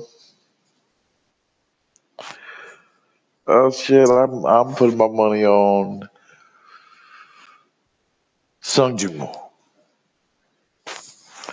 I got to put it on Sung Jin Woo. Let's see. Next one. Death battle, damn it. You best believe it. Yes, sir. Thrag versus Savage Hulk. Ah.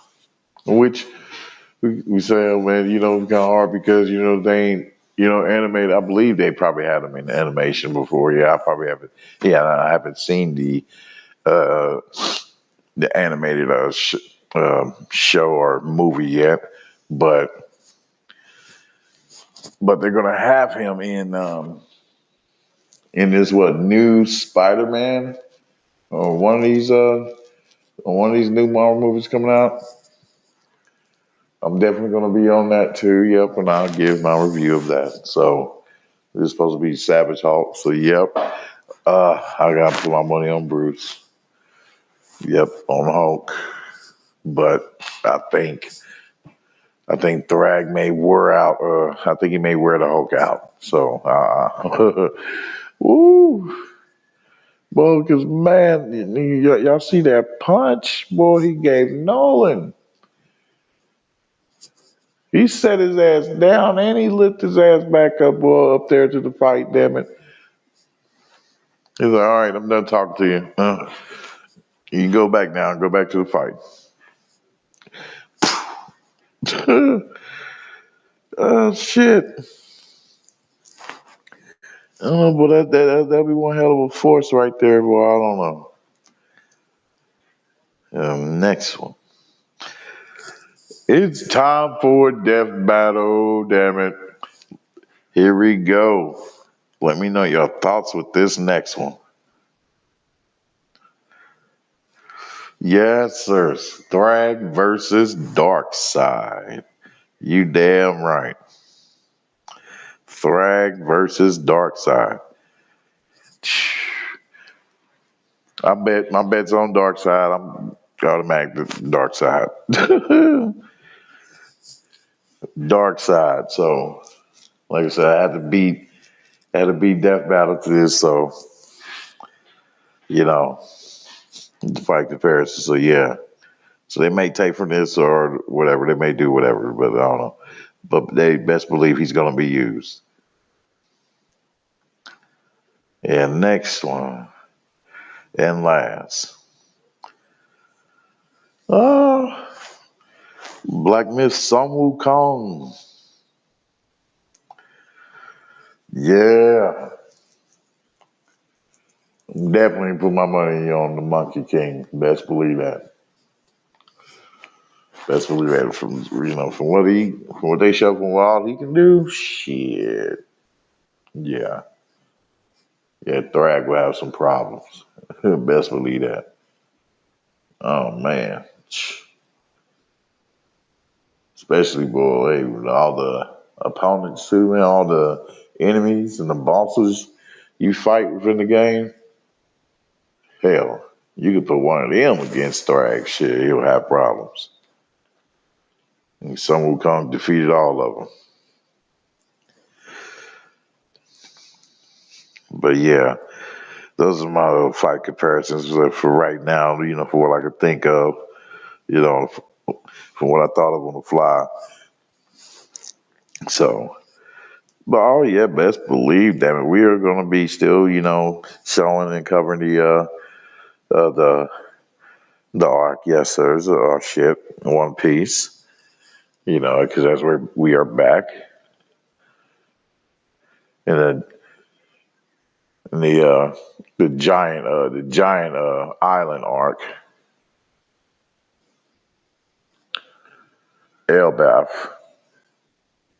the Elbaf arc, and man, and we should know too, damn hell, it's just been long, and people been waiting for this for years.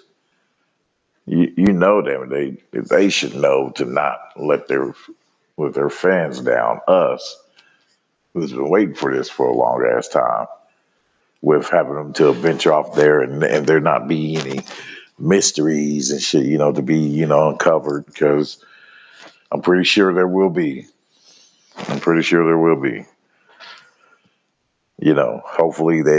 and from what it seems, I'm getting a strong vibe too that they may dive into the history of Joy Boy.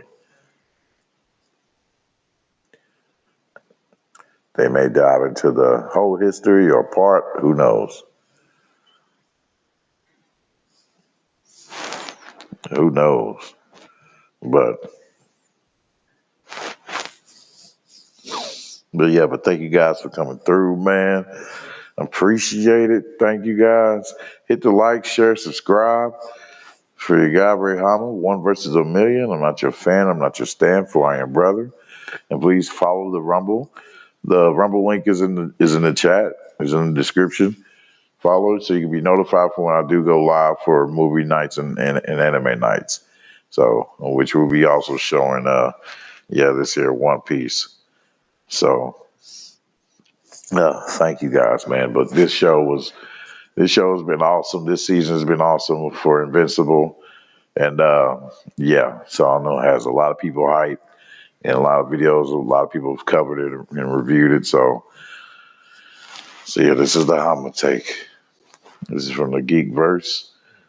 And I'll be giving our outro. But yeah, man. So come on through next time. And so I'll be cooking up something real soon. Best believe that. And we'll be getting back onto our show Kingdom. And I'm working on, like I said, I'm still working on how to find a way to download the Kingdom live movie with the subtitles that's already embedded. So I'm working on that. All right. And, but thank you guys. Yep. So follow the Rumble, like and share. And bless the Cash App if you will, and bless the Alma Force, which is also in the description. Thank you. Peace out. Peace and blessings.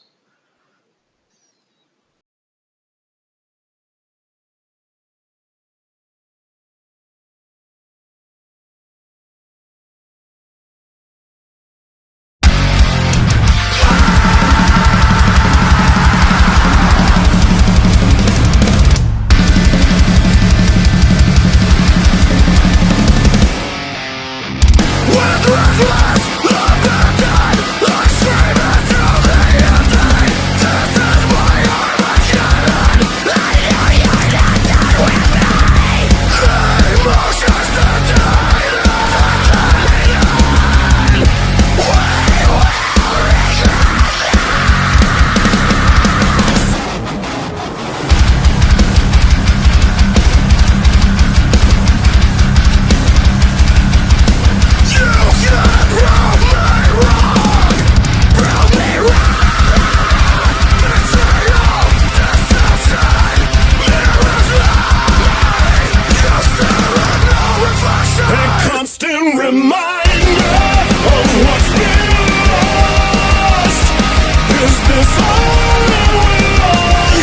Whoa!